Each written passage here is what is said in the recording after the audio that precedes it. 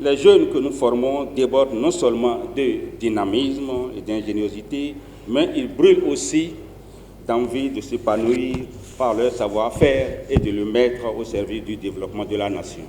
En réponse à cette préoccupation majeure du premier responsable de l'université d'Abomey-Calavi, la ministre conseillère aux enseignements secondaires, supérieurs et à la recherche scientifique a initié dans la matinée du jeudi 15 mai 2025 une séance d'échange avec la communauté universitaire sur l'employabilité des jeunes diplômés. Tous les jours que Dieu fait, on a besoin de réparer des ampoules. On a besoin de stylistes pour nous habiller. On a besoin de gens pour nous faire à manger. On a besoin.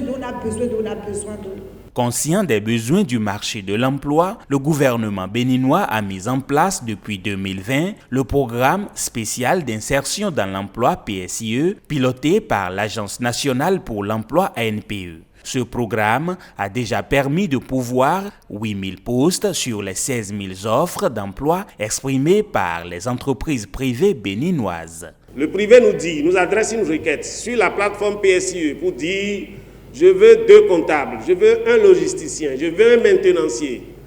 Et les jeunes diplômés sortis de l'université vont sur la plateforme, s'inscrivent, nom, prénom, diplôme. Et une fois que vous êtes inscrit, vous allez maintenant postuler à ces postes comme tout le monde, et nous faisons un processus totalement dématérialisé pour retenir la meilleure candidature que l'entreprise va utiliser. En complément de ce dispositif, l'État béninois a mis en place l'Agence de développement des petites et moyennes entreprises ADPME, chargée d'accompagner les jeunes diplômés désireux de se lancer dans l'entrepreneuriat. Vous avez terminé vos études, ou vous ne les avez même pas terminées, mais vous avez une idée, vous avez un projet, vous avez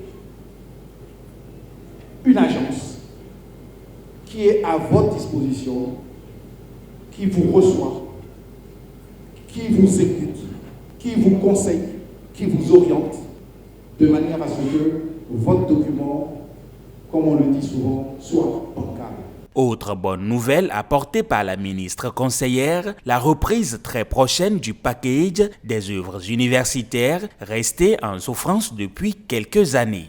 La question des bus vous préoccupe énormément. La question liée à votre restauration vous préoccupe également. Et je voudrais vous rassurer sur ce volet que toutes ces questions sont prises en charge aujourd'hui par le gouvernement.